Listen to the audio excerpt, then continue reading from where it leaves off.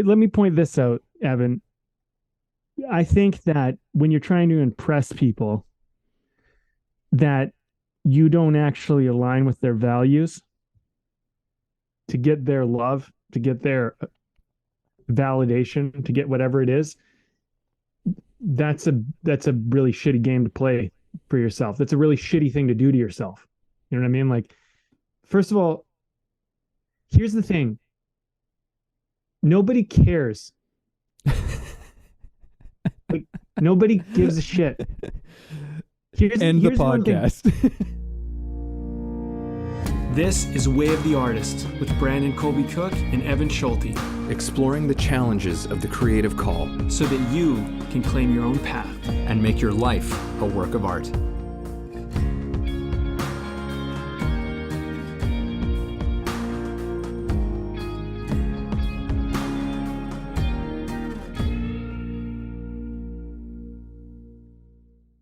Welcome to the show, people. We are here. We are talking. This one is about winning at life. What the hell is that? Winning at life. Maybe we have an idea. Maybe each of us have some idea of what this actually means, but where does that idea come from?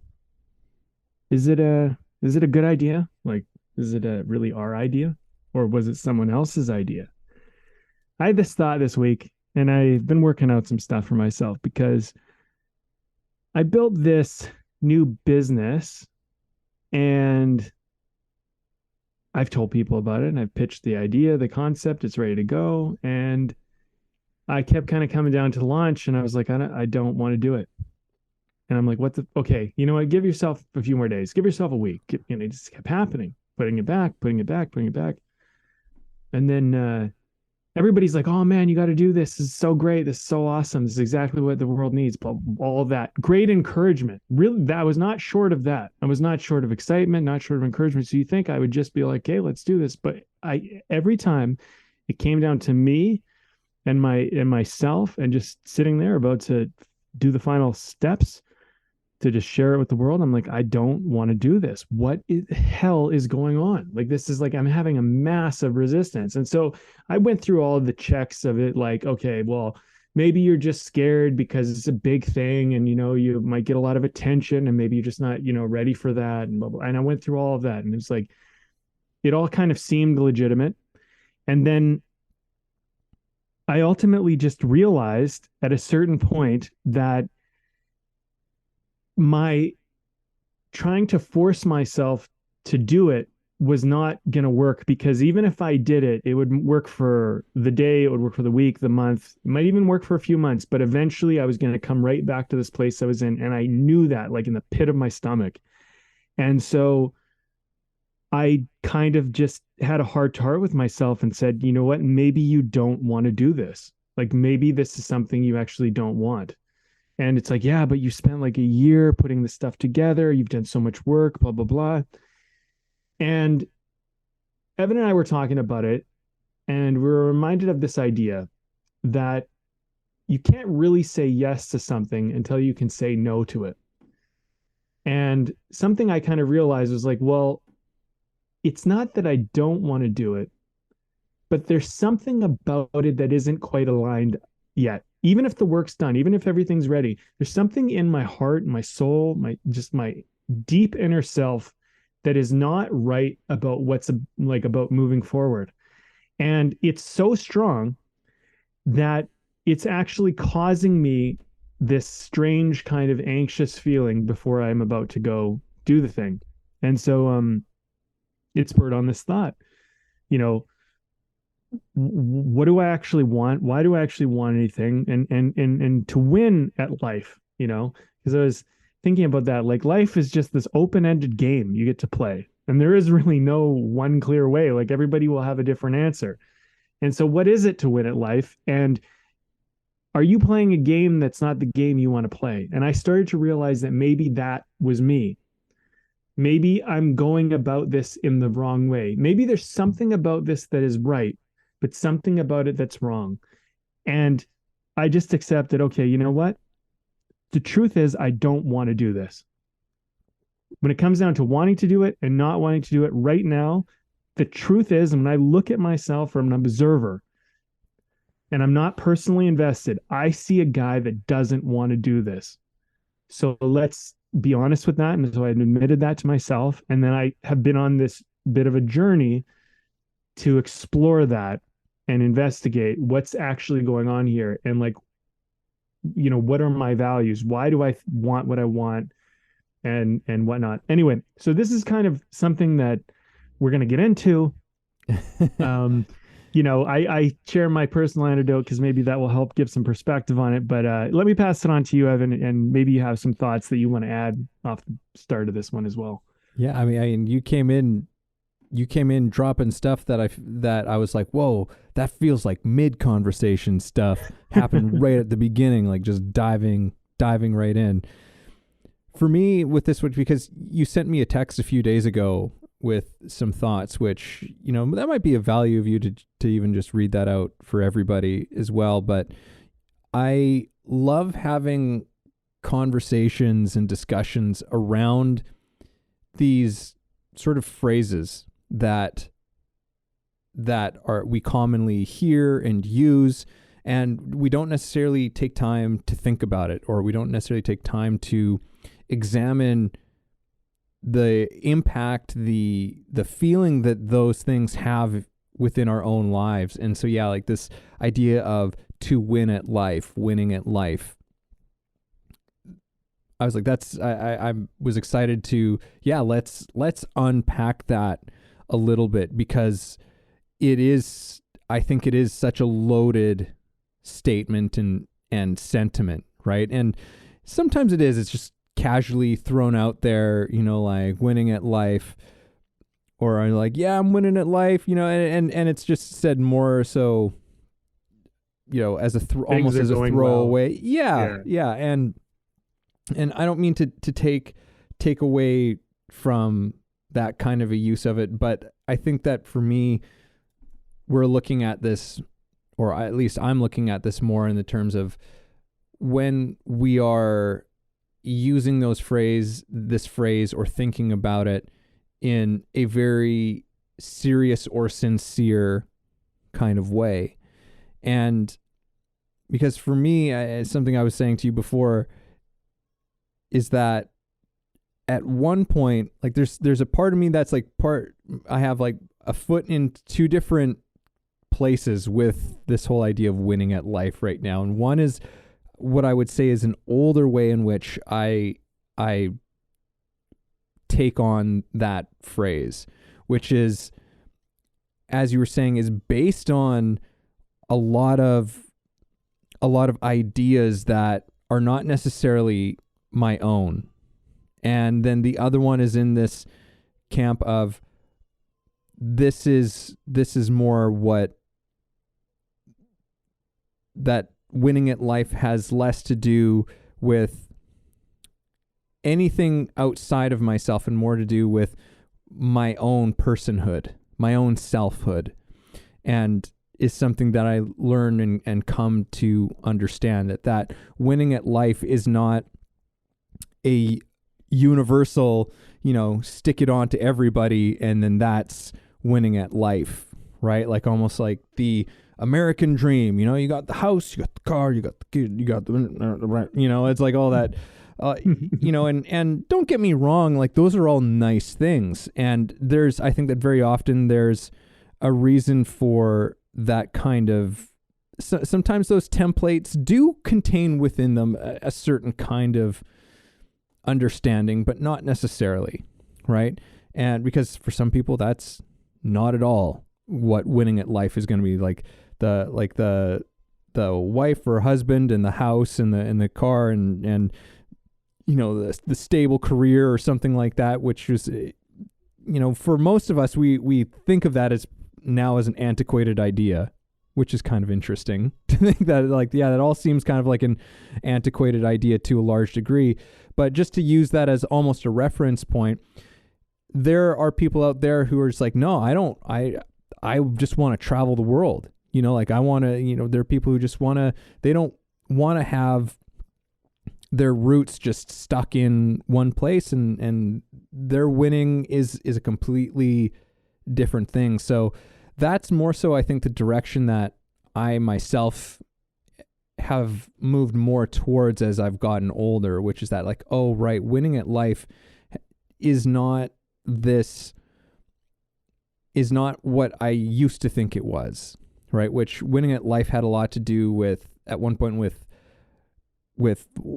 wealth and fame and prestige and, you know, and all of that kind of stuff was like, oh yeah, that's how you know you're winning at life. And one thing that, and maybe this is a good place to head into with this, but to me, the whole thing of winning at life has a lot to do with looking for the external to fulfill the internal, right? Or at least the shift that I'm talking about is where I'm moving more away from that idea, right? Where it's like, at one point I was looking for the external to fulfill something deeply internal, and now having an understanding, not that I'm perfect in this, but having more of an understanding that it's like, oh no, the external can't fulfill that. And I need to stop looking for something outside of me to fulfill those things in order to have anything that might be close to what we might call winning at life. So yeah, I said a lot of stuff there, but well, I think you bring in one of the most important points about this whole conversation, is that I think a lot of us perceive winning at life from doing things in the external world, the external part of ourselves. Like, when I make this much money, when I get this house, this car, this partner, this whatever, like, somehow that is winning at life. And I think, in a way, all of those things are byproducts of actually winning at life. They come in a sense, they become a natural byproduct of doing what's true and right for you in your heart. And this is a very subjective thing to win at life. It's not about trying to match up to somebody else's expectations or values. It's about figuring out what is actually truthfully real and matters to you and brings you a sense of meaning and purpose that isn't based on someone else's approval or somebody else's, like, thumbs up or whatever you want to call it, you know? Yeah, I'm going to read this out because this was a thought, because maybe this is a good thing to share early. So this is what I wrote to Evan during the week. I write every day, and then this was a little blurb that came out during my writing, and I thought, you know what, I'm going to send this to Evan and just see, you know, what his thoughts are and just share as my friend. So I said, that's a funny idea, to win at life. What does that even mean? What are the values that I'm battling with? Whose are they? Do I even agree with them? And if so, why? If not, why? If not, what are the values I want to live by? Maybe I don't know them yet. Maybe I am just unclear on what actually matters to me, and so I keep defaulting to what is important to someone else. I can only win the game I want to play. And that was kind of the ultimate thing that I came to. I can only win the game I want to play. Because this was the thing, is as I started this podcast, I said, you know, I came to this point where I was about to do this launch and do this stuff. And it's just like you're about to boot up a video game. And you're like, I don't want to play this game. What am I doing? Like, it's like I'm just doing this because it's like somehow this is what I'm like, this is what you do. This is, and it's like, this sucks. Like, this is not what I want to do. Yeah. Like, it's a great metaphor that you bring in. I love, you know, because I've read the quote and then you read it to me. This is the second time that you've read it to me. And it's like, it's a packed full message that you said, that there's so much that's going on in it, and they're all terrific questions to go into. But yeah, this thing of the game, which, you know, I love, like, what the game that you want to play. I think that's tied to the values that you're talking about. Like, it's like, well, what do you value? You know, it's like someone who, it's like, well, why do you play Call of Duty? Well, because everyone else plays it. Well, do you like Call of Duty? No, not really. Well, then why the fuck are you playing Call of Duty? Yeah. There's a million games out there that you could play. Why don't you play one that you actually enjoy? You know, like it's interesting how when you bring it into a certain context, it becomes such an obvious, almost idiotic thing to even think about, right? Which is like, no one would even really consider that, anyone who plays video games, right? It's like, yeah, like it's kind of a stupid idea to just be committed to playing a game over and over and over again that you don't like. Mm-hmm. Right? I can totally understand, oh, a lot of people seem to be playing this. Let me check it out. This right? must be the game to play. This must be the game to play, right? And you know, maybe it's, like I said, it can be worth checking it out. It's like, hey, what are all the kids doing over here? Right? Totally. Yeah, totally. And it's like, okay, that's interesting, but not for me. You know, like this isn't really my thing, but you guys have your fun doing that if that's your thing, right? And I think that has that has a lot to do with it. We wouldn't even think about something like that in another context, but it's something that we do, that so many of us do in our lives, right? Because I mean, I don't know, that's a whole rabbit hole, but I think it's because in our lives, like our lives are not a video game. Like, I don't think that's a crazy thing, even though we can make some parallels and some metaphors with it. When it comes to our lives, we don't really see it as a game. You know, it's like we have more of an attitude of everything is for keeps, right? And everything has these huge weights on them and these big stakes on them. And even in life, very often it's not that true. When you look at some of the big problems that you may or may not be facing, say, okay, well, let's say things don't go your way in this situation. Then what happens? Well, you know, it's usually not so bad for most of us. It's not, it's not so bad, but we worry about a lot of things as if they're absolutely life and death. I feel like I'm maybe getting a little bit off track, but there was a connection in here in this whole thing with like winning, right? Winning. So I think we look to what other people are doing, right? And I think that there can be a value to that, because in many ways you can't necessarily figure out those things. Like, as you said in your message, like maybe you don't even know what these things are yet. And so sometimes you got to go and do a couple of things that aren't your thing for a while, so you actually start to get a sense of maybe what your thing is, because otherwise you have no place of reference, right? But I think that the foolish thing to do is when you recognize that you're doing something that is not your thing, is not your path, is not your journey, and you continue to do it anyhow, right? And I think that a lot of us get caught up in games that aren't games that we need to play or want to play. Yeah, no, I think I think you got it right. We end up playing games that they're not the game we want to play, and there is a game we want to play, but because we're so committed to playing some other game, we don't find the game we do want to play. And something that I've become more and more aware of as I've gotten older is that it's not that I don't want what I think I want. I just don't want it for the reasons I think I want it. And that changes everything. And I think that there's stages of awareness and wisdom. I do think that there's a stage where people just do what they're told, and they go, well, you know, it's the rules, it's what I'm told to do, so I'm going to go do it. And a lot of people live like that, and they just go, you know what, it's just easier this way. I don't have to think about it.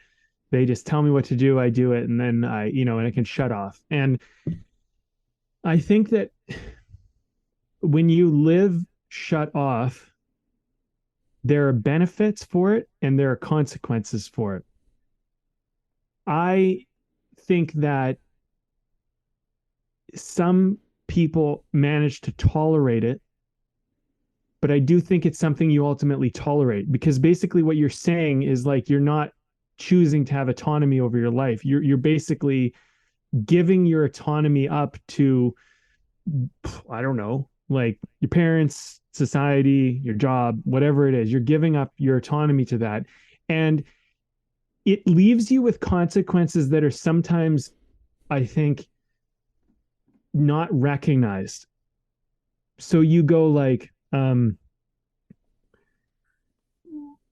just things that you want to do, like deep down, if you were really to like search in your heart and your soul, you would probably find out that there's things you wanted, but you'll have stories like, yeah, but that's not really possible for me, and like I don't know how to do that, and blah blah blah. And this is all a symptom of lack of autonomy over your life, because the truth is about this life is that you can do anything. You can really go about this any way that you possibly want. You can choose any direction, and like, I don't want to get too meta and be like, well, there's a nature inside of you and it will choose something for you. Yeah, okay, that might be true, but still, you can force yourself down paths that you don't want to go down. I know, because I do it and have done it. And I'm trying to stop myself from that, because that is also a lack of autonomy. When I'm doing something because someone told me I should, or maybe I'm modeling my parents or society, that is not an autonomous me. That is a me that's being controlled by an idea.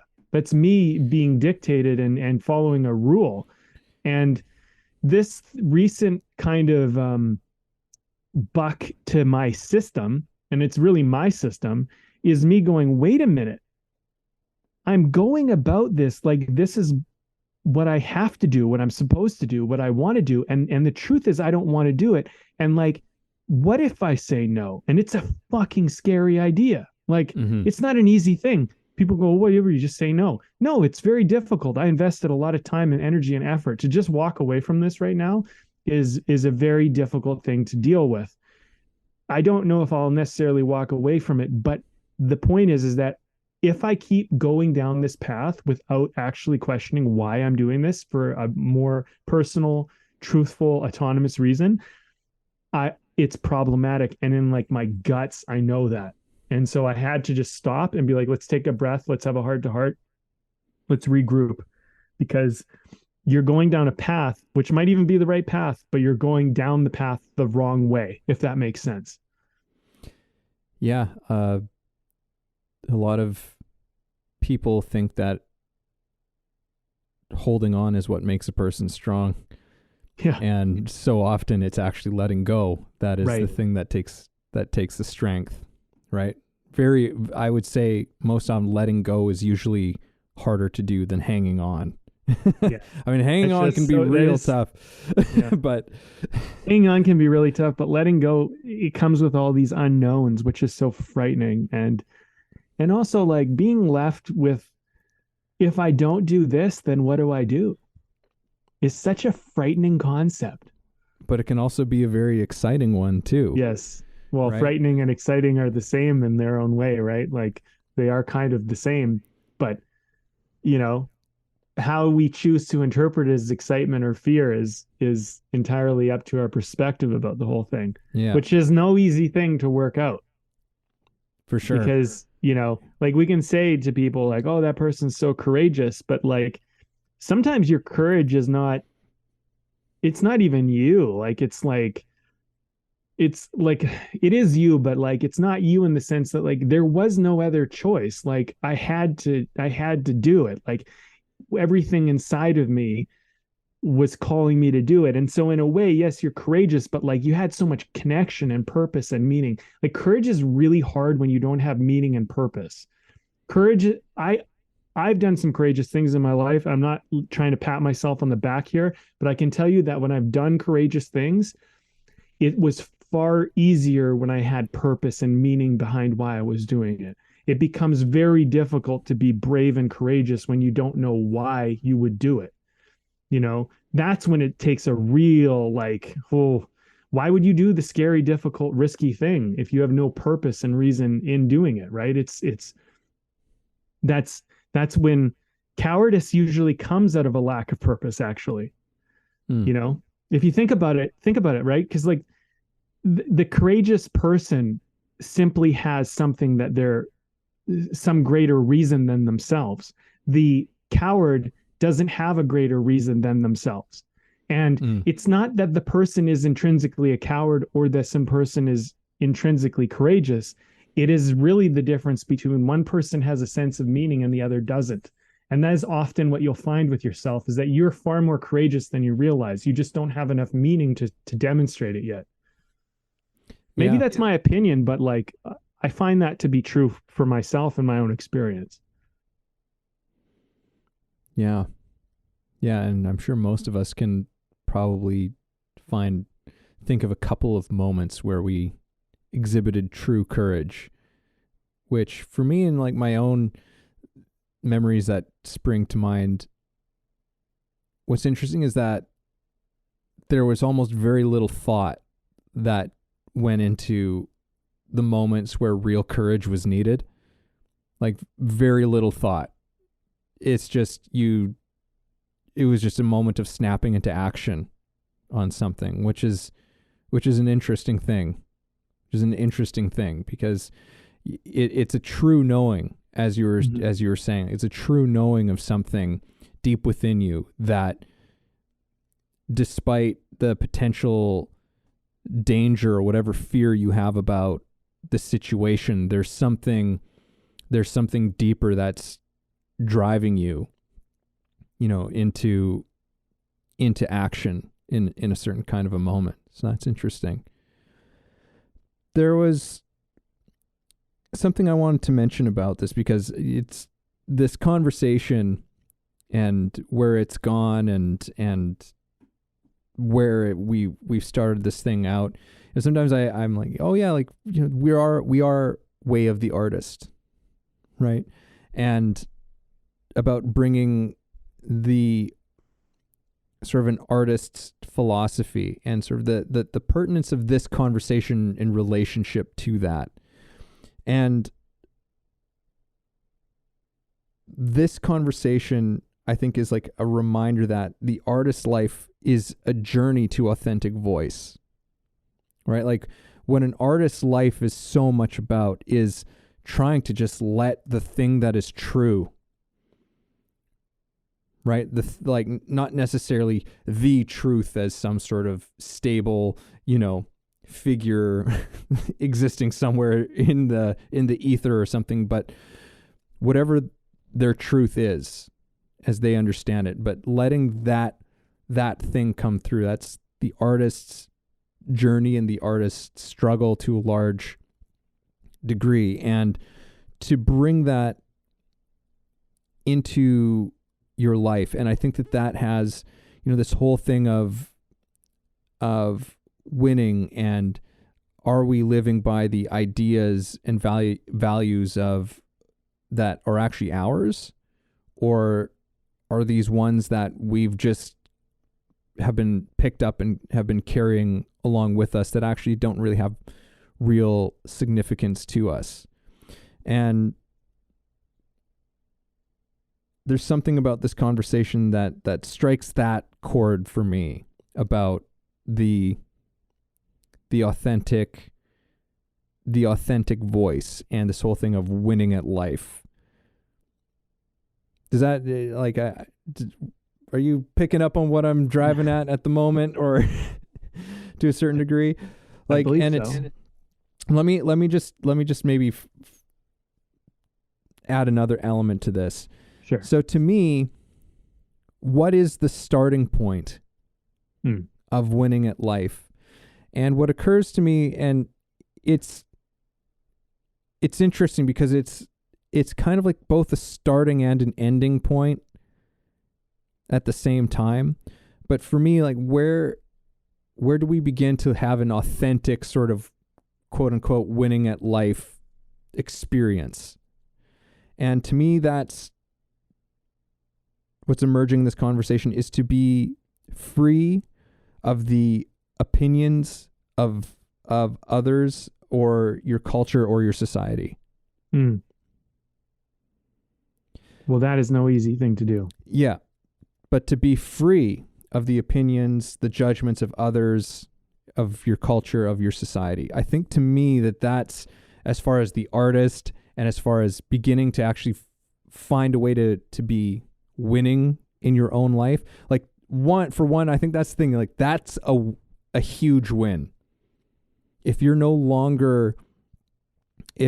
no longer be necessarily influenced, persuaded, affected, driven to action by the opinions of that sort of external, as we were talking about. I mean, that's a huge win in and of itself there, because that like unlocks the door to authentic voice, to authentic being, to this the real values, the real game that you want to play opening up for you. Because as long as we are under the influence of the opinions and judgments from outside of ourselves, we're basically always conditioned to something that isn't who we are. Mm. Yeah. All right. I'm processing this one because like, there's a quote with something like, you had purpose before anybody had an opinion. Mm. And I think about that, the world talks us out of all sorts of things that are true for us. And it's difficult not to be persuaded by that. And the world doesn't always understand our expressions. And part of being authentic and truthful and original is having something that isn't just a parroted idea that has come out already, and I think I was talking with my friend about this the other day, and I said, if I was to talk to my younger self, all I would tell myself, the only thing I would really tell myself, I wouldn't say do this differently or do whatever. I would just say, listen to your internal voice 100%. Like, just listen to it. It always knows. Like, just listen to it. Stop. Mm-hmm.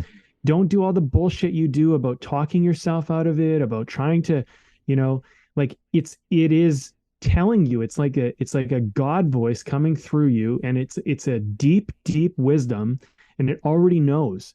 And every time that I did something where I just went against my gut and I went against that internal, thing that's just guiding me, it always led me to a hard lesson. And then I learned, and then I was like, okay, I should have listened, blah, blah, blah. Okay, let's move on. And like, I think like part of life is ultimately learning to like listen well enough so that when you don't listen, you recognize you didn't listen to it. So like, I'm just going to refer back to the beginning of this podcast when I was talking about, having my heart to heart with myself about this business. And it's like, I'm sure there are people out there who would say, just launch it. It's ready. You'll make money. You'll do, people love it. It's, whatever. And you'll figure it out as you go. But in my gut, all I can say is my gut saying, don't do this right now. It's not the right time. As much as you're trying to make this the right time, it's just not the right time. Don't do it right now. I'm not saying don't do it at all, but it's just like, not right now. This isn't right. And so every time I get confronted with the voice, I'm just like, hey, what would my older self tell me today? They would say, listen to that. Mm-hmm. And you might not understand it. You might not know why it's telling you this. You might not, whatever. And so I think like the first form of autonomy over your own life is truthfully listening to yourself. And when your own internal voice is going against the crowd, you either give in to the pressure of the crowd or you give into the pressure of your voice. And the crowd, if it misleads you from your voice, in my personal opinion, is always going to be wrong. And you will find that out eventually. It is only a matter of time because whatever that voice is, it never lies, it never will lie, and it will always tell you the truth, and the truth always will come out. And eventually you're going to find out that that thing you didn't listen to, you should have listened to. And if you ever have a regret in your life, it's going to be that you didn't listen to the voice. And one thing I learned too in my life was that if I would have just listened to my voice on a few certain things that I didn't, I would have got on with some things a lot quicker because I put them off by bullshit distractions and, trying to look cool and trying to do a bunch of bullshit that everybody does. You know what I mean? Yeah. And so if I was advising any person in the world, but, I always think of a younger version of myself, because it's the best way that I can work it out in my own head. But it's like, I would tell them, follow that heart feeling, follow that gut feeling. And it may seem like it's misleading you. It may seem like no one agrees with it. Just follow it a little ways. Like, let's see what it shows you, because it's trying to reveal something to you that it can only do if you listen to its calling. Mm-hmm. And like, Evan, to me, this moment in my life, like right now, has been a little bit like there's this path and I'm walking through the forest and there's like this path and it's so clear and it's beautiful looking and there's like flowers and fruit trees and sunshine coming through and it's just magical. And I'm like, oh, I want to go down there. And then something in my gut's going, don't go down that road. Do not go down that road. And it's like, but look at it. It's so amazing. It's so great. Like, why wouldn't I go down? It's like, don't go down that road. It's not for you. And that's a hard thing to do because it's so tempting. And everything in my life is like, when you see this, you go that way. But in my heart, in my soul, it's like, do not go that way. That is a mirage. That is fake. That is not real. And that is not really what you want. What you think you want out there, you're missing it. Because where that leads, once you get past those flowers and those fruit trees and all that shit, is a very ugly place. And you do not want to go there. So do not be mesmerized by the beautiful flowers and the nice trees and the beautiful sunshine right now, because that leads to a stormy, ugly, dark, swampy valley. And in my gut, it's like, it knows that. And it's like, carry on down this path a little bit longer, because you will find the way and it will lead you where you want to go, but it is not this path. And it's like, that's how strong it is. And it's, you got to understand the temptation, right? Like, I think this is the thing about winning at life. Temptation is what causes us to lose at life when we get tempted into the wrong thing. Right? Yeah.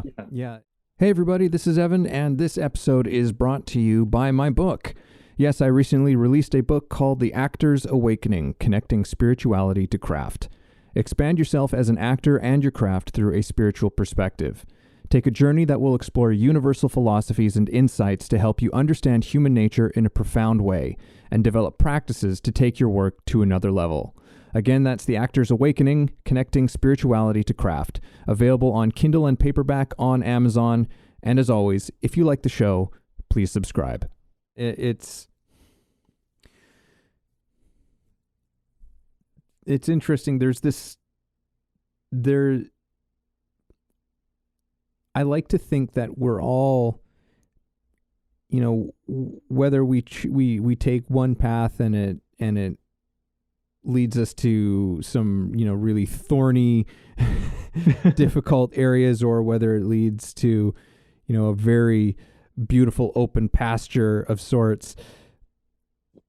No matter what, I like to think that it's all instructive and a part of this deeper thing that we're trying to work towards, right? Like, there's this, as human beings, I think that when you really get down to it, we really all just want the same couple of things. When you really get down to brass tacks, we really want pretty much the same things. And all of the things that we do in life are things that we think or believe will help bring that to us, right? And there are, as you said, like temptations to a certain extent. There are things that are not from the voice inside that are a kind of, I suppose, a distraction, but maybe confusion. Maybe that's a better word for it. There's a confusion that this is the thing that's going to actually, bring that thing that I really deep down want. And in a way, finding out that isn't the thing is still helping you to understand what that thing is. I mean, I think that sometimes there's just no getting around as human beings, just making those kinds of decisions, and making those kinds of mistakes, because sometimes I think it takes time for a lot of us to start to hear that voice and to understand when we're hearing that voice of truth and when we're hearing the voice of confusion. Yeah. So I think that takes some time. And I mean, I wanted to bring one metaphor into here from acting, and metaphor as well as personal experience, and as a lot of actors can relate to. But I remember going into an audition when I first started, early on in my career, and was waiting to go into the audition room. And based on this scene, things kind of escalate in this particular, I don't even remember what the hell was going on, but basically, the scene ends with, and the part that I was going in for, was someone was trying to like call for help, basically. And I had sort of, my understanding of the scene, and I'm like, all right, well, this is how I see it, and this is, how I'm going to approach it, right? Going in with this, and then while I was waiting to go in, hearing the other actors going in and auditioning, and hearing what they were doing, and I let it influence me. Yeah. I let it change what my perspective on the scene was. And I went in and I did exactly the same fucking thing as like the last couple of people did, which was crazy. I feel like in a way we all got caught into this thing, because it's like, it seemed like everybody was doing it this one way. Right. So it's like, oh shit, I guess I should probably do it that way. Right. It was, and had I just stuck to my there's no guarantee that I would have gotten the parts, but it definitely would have at least not been the same damn thing that everyone else was doing. And that was, I remember the feeling that I had coming out of that audition, where it was just like, ugh, like what the fuck was that? Like just kicking myself. And, this is something that I was sharing with some students the other day. They were performing some scenes, and one of them changed what they had prepared right before they were coming out because of something that they saw someone else do. And I was like, don't change what you've prepared. Don't question yourself when you're coming in to perform, right? Like now is not the time to be doing that at this moment. Right. And I think that's, I thought it was like an interesting sort of metaphor, and it's something that a lot of actors fall into the trap of doing, because you very often, when you're waiting to go into an audition room, you're sitting right next to the door, right? Like you're right there. And especially if it's an intense scene, those rooms so often they're not soundproofed. Like you can hear what's going on inside the room, and lots of actors get influenced by this. And it's like one of these things that I often give the advice to young actors is, and by young actors, I mean anyone who's just getting into it, or who's professionally, is don't let yourself be influenced by that. And I think it's very much a similar thing where it's like, don't let what you're hearing other people do affect this thing that you've got, this perspective, this voice that you have to it, because it's a dishonoring of yourself. I think we dishonor ourselves in doing that and taking that course of action. Mm-hmm. Yeah, you bring up a good point here. I think that being influenced by what's happening around us in the external world, it comes in all forms. And in acting, it's such a, it's so easy to identify it. But I mean, this same type of thing happens in life where you see somebody do something a certain way, and so then you think that's how it needs to be done, and you don't question it. And I think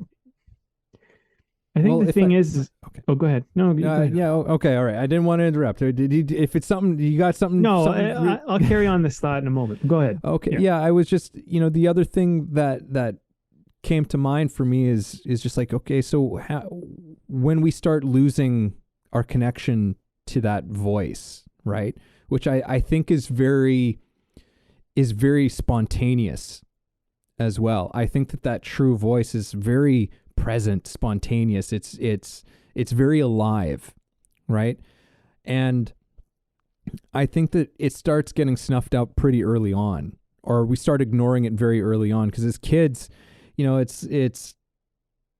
there's some sort of thing that you enjoy doing, and then little Timmy over there just goes like, "What are you doing? You look so stupid," or something like that, right? It's like, and that's like, oh, okay, because that doesn't feel so good, right? Like, it doesn't feel so good to be, made fun of and wanting to fit in and all of those things, and for me, that it's like, okay, so then why does that bother us? That someone has some opinion of the things that we're doing, and I mean, as kids, you're not necessarily equipped yet to do it, but I think we carry a lot of these habits forward with us.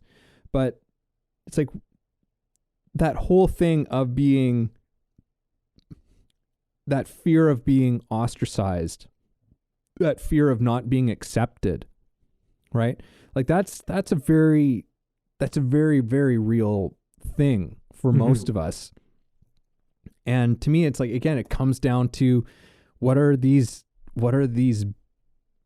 foundational things that connect us as human beings, of the things that we all really want. We all want to be loved. We all want to be accepted, right?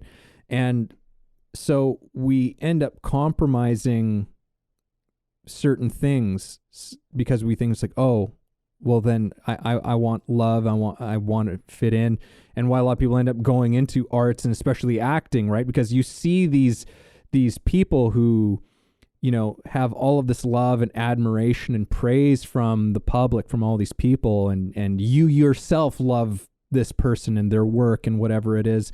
And so that becomes the idea of this vehicle. It's like, oh, okay, so that's the thing. If I do that, then I'll get the love, I'll get the acceptance. That's how I need to do it, right? Mm-hmm. And the way to do it is by being your authentic self. Some people might laugh at you, but for every person that might laugh at you, there's going to be at least one person. But I think that the metrics on this one, I maybe I'm saying too much, and I'm not going to put any guarantees, but for me, it seems that the metrics of the universe are that authentic action, authentic being, you'll generate at least one, like there's a surplus of positive to the negative on it, right?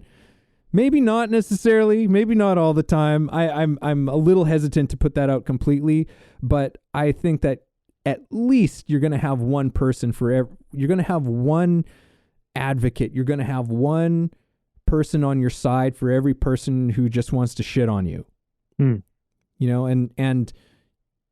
would you rather draw in the people who are going to shit on you for doing things that you genuinely love to do?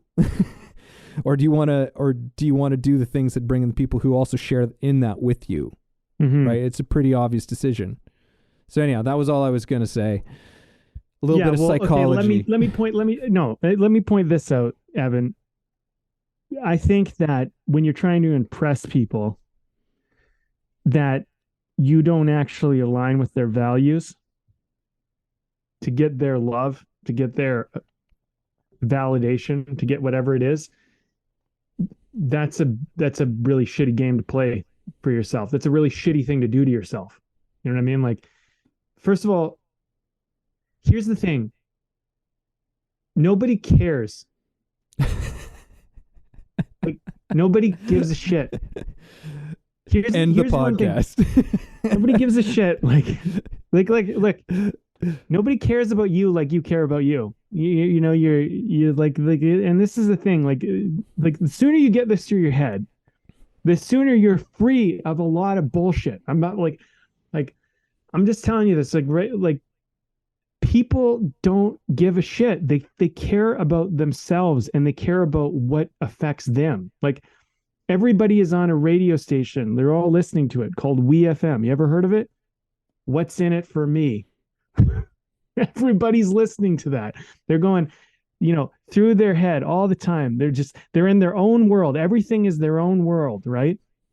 And people who recognize this can begin to step out of their own world and begin to start to go like, hey, wait a minute, like what's in it for, you know, what? And those people don't give a shit about you either that way. They aren't going to judge you. All they're doing is trying to observe you.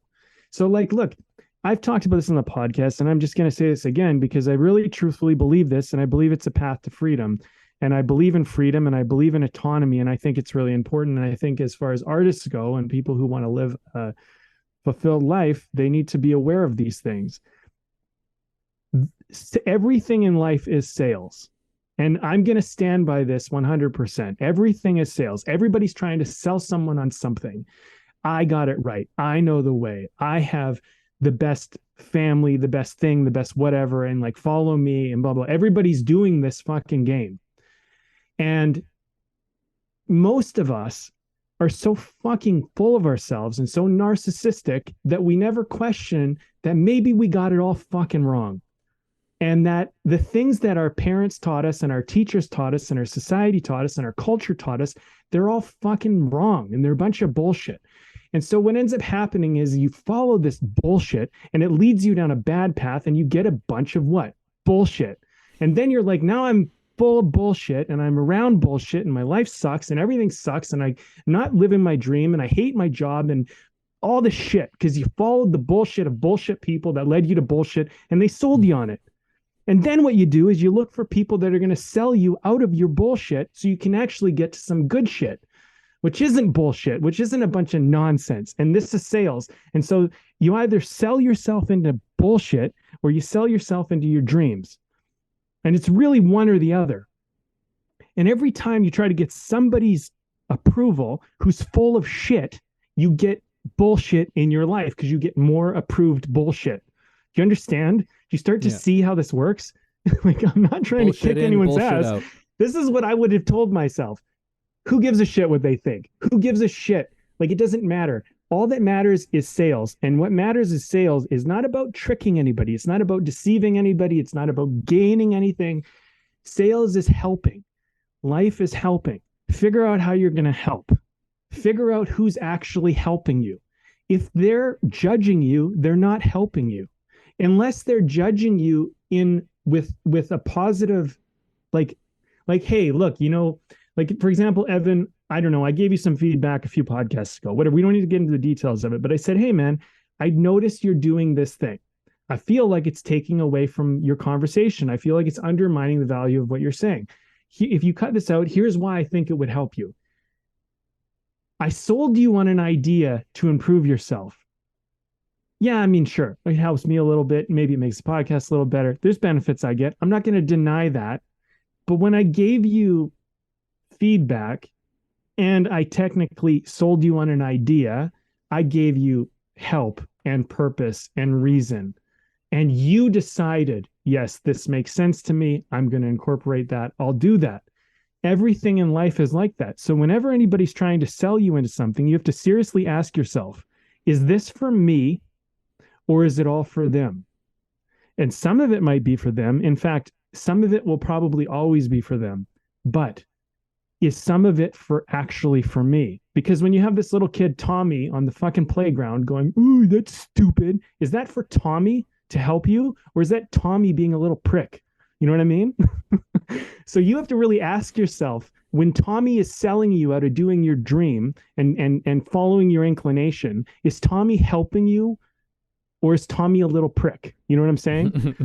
So like what I'm saying is like, look, if you listen to pricks, you're gonna get their damage. So and pricks sell just like good people sell. So but the problem is pricks do it for selfish reasons. You know, I'm just using pricks because yeah. whatever. But like you get my point. You're gonna get bullshit. So like look, you're always gonna be selling, everybody's selling. The question is, what are you buying? You know what I mean? And one of my favorite coaches, I've never actually talked to him personally. I've read all his books and I've listened to a lot of his talks. But Jeffrey Gitomer, you can look him up if you want. He's an interesting guy. But one of the things that he said, and I think this is just so true, is people hate to be sold, but they love to buy. So no one wants to know you're being sold to, but people love to buy. And what that means is people are always looking to buy something. And what they want is help. They don't need you to trick them. They don't need you to deceive them. They don't need you to judge them. Like if you want to buy something that no one else wants, whatever, who cares? It's what you want. Fine. I'm going to help you find it. Like, you know, that's what a helpful person does. If I think it's bad for you, I might mention, hey, you know, if you do this thing, like there's some dangers or there's some negatives, like consider this, whatever, but that's help. Right. And so like, I know I'm on a bit of a diatribe here. I know I'm kind of going off, but my point is that winning at life is about, in my opinion,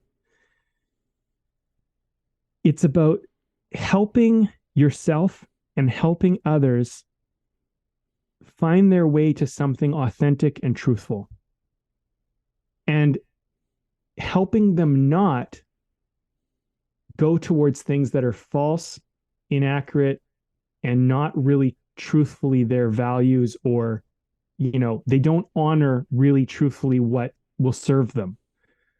And if you learn to serve, if you learn to truly help, and it's fine if you personally gain out of your help and your service, but if you put a little bit of energy into trying to actually make that person's life better, make it easier, do something for them, the whole world is your oyster. Everything is available to you.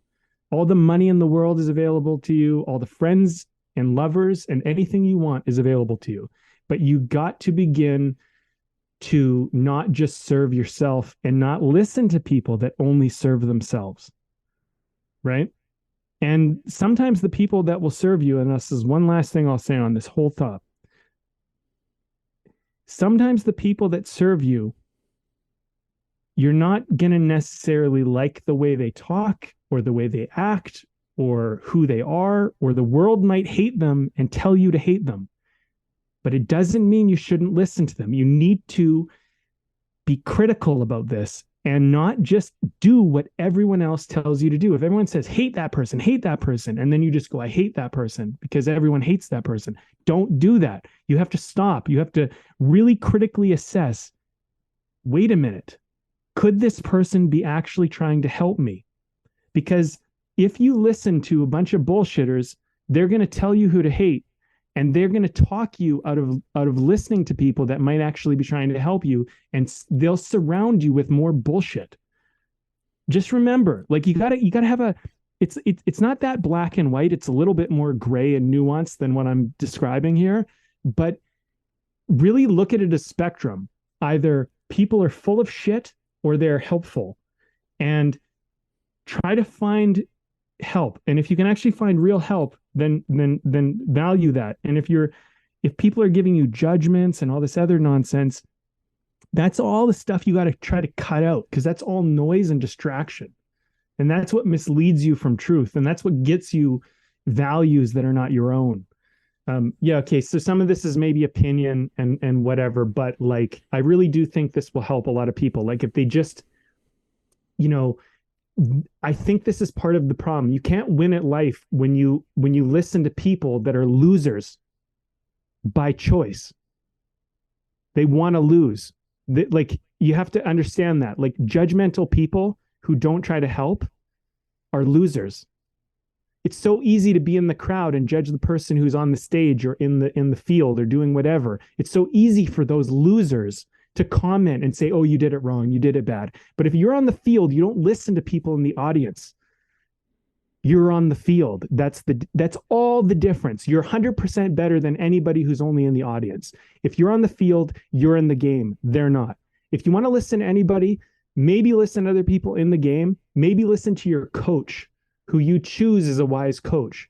But other than that, you don't listen to the crowd boo you. You don't listen to that shit. You got to cut all that shit out, focus on the game, get in the game, and don't let them talk you out of getting in the game either. Okay, that's my final note. Perfect time. Motivation 101, Evan. Perfect time, just as I was taking a sip. Which maybe is a good segue, actually. Yeah. For a beer? Let's talk about beer. We've got beers this week. Both of us. I feel like it's been a few weeks since we've each had one. I know. We've been bouncing back and forth. What do you got? So, I'm drinking, I did have this one, but I didn't have an opportunity to grab something new, and I had a few of these in the fridge. So I'm drinking I think that this is one of like the flagships from Phillips Brewing, and it's the Electric Unicorn. Oh yeah. White IPA. It's great. It's real solid. Nice and, like a little hoppy, but nice and well rounded. It goes down nice and smooth. It's great. And it's I think it's definitely one of their sort of flagships. You see that one everywhere, at least if you're in British Columbia, Lower Mainland. Yeah, that's a good one. I like that one. That's good. All right. Well, so I had two beer options today, but I went with this one that I was like, well, is this okay to do on the podcast? I'm like, well, it's a beer. Let's do it. So this is Kozel, I think is how you say it. Velko Pop Ovicki Lager. Okay. Premium. It's a Czech beer. So European beer. My pronunciation is probably horrible, but hey, you know what? It's tasty. It's a nice little lager. I don't know. I just wanted to try something different. And I was at the brewery, and they were like, they had a few. I don't know. They had a few beers from like European beers and stuff, I think. And I was like, well, I didn't want to get like a 4-pack or anything more than one. So I was like, well, let's try it out. So anyway, that's why I'm having this one. It's tasty. I like it. I'd say go for it. Thumbs up. All right, man. Well, look, I went on a big thing, but I think I did get to my point though. I think my point is that I'm not going to listen to anyone else's bullshit, and I'm not going to listen to my own bullshit. And I advise everyone out there to do the same. And I was bullshitting myself to pretend that I wanted to do something I didn't really want to do. And if I am doing it because of anyone else, I'm not really doing it for a true reason. So, just like, you don't have to carry on. I think what I'm recognizing is you don't have to carry on and do something just because you think you have to do it. Like, you can stop, you can reassess, you can adjust. I'm simultaneously starting 2 businesses at the same time. The other business I'm fine with. I was like, and it's going well. And, it's I would say booming right out of the gate. The thing is my issue with this other business was not, I didn't have the same problem as I did with the other business that I was wanting to launch, which I've I've done more work for, but I need to really evaluate what I'm doing it for, because for me, the other one's involved in the film industry a lot more directly.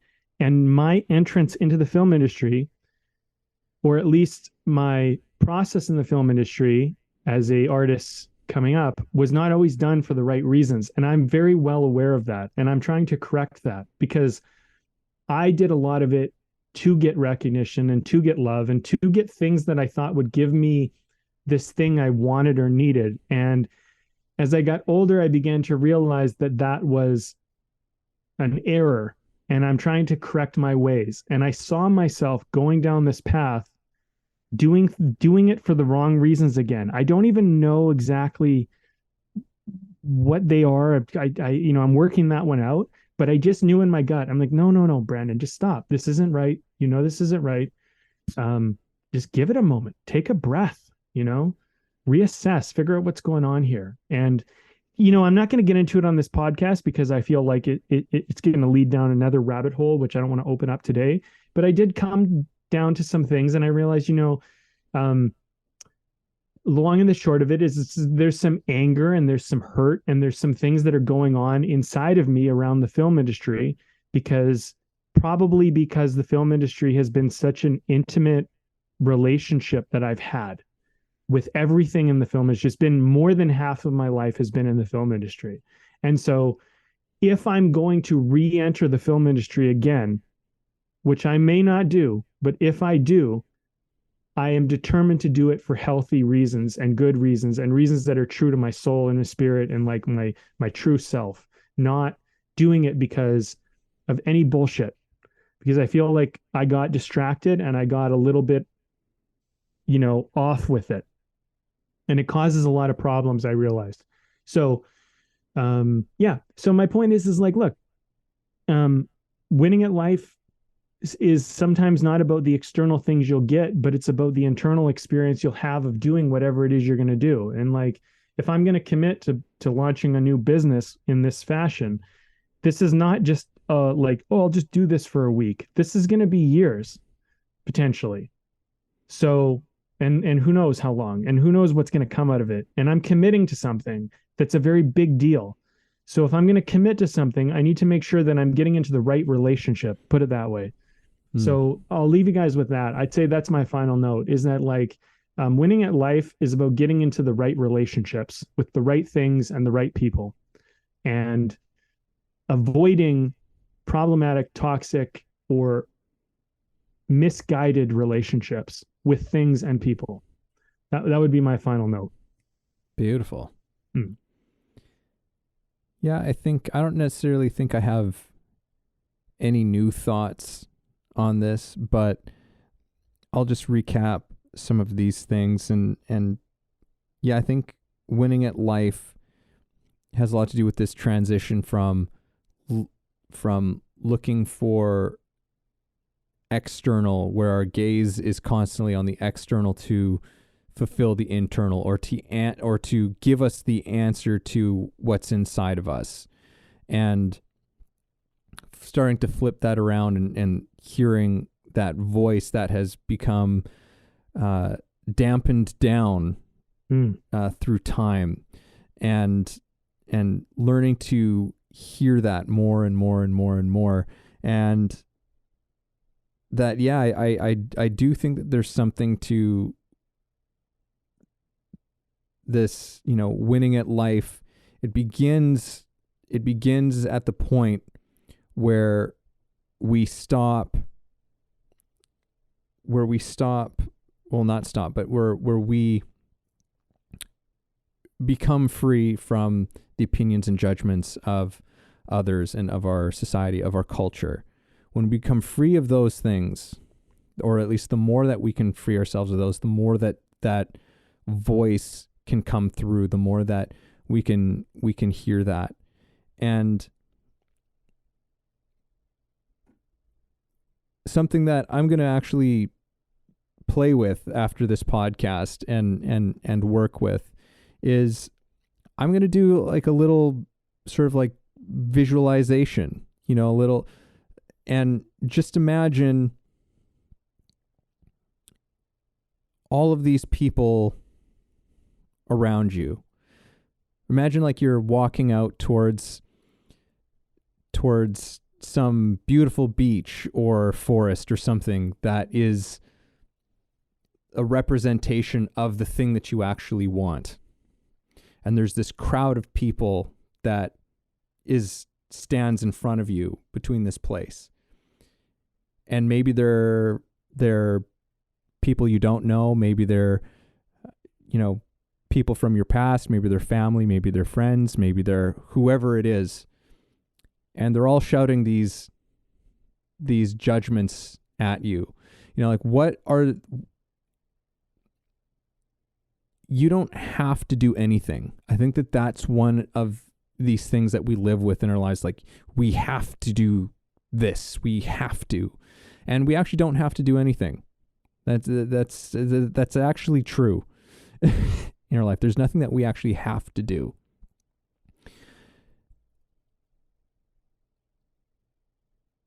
So if we don't actually have to do anything, and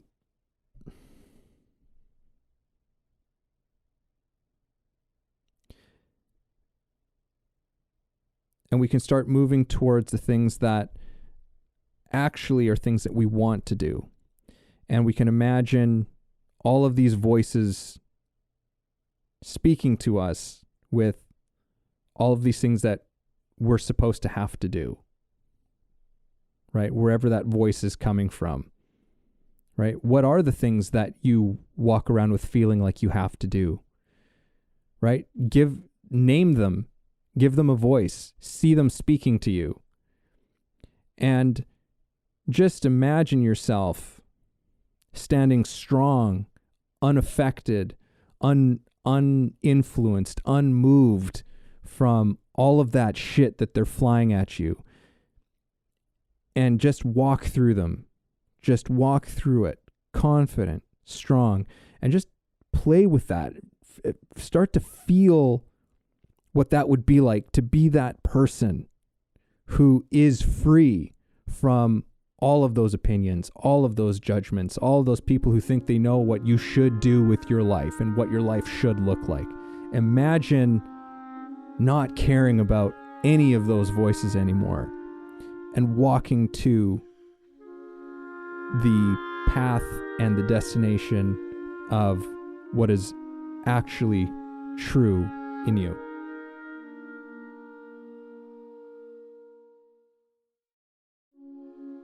Thank you for listening in on our conversation today. We hope you found something helpful that you can carry forward with you. Head over to our website, wayoftheartist.com, for more free exclusive material and learn about the show. If you haven't already, please support us by subscribing to the show, sharing it with people you know, and keeping compassionate, creative conversation going.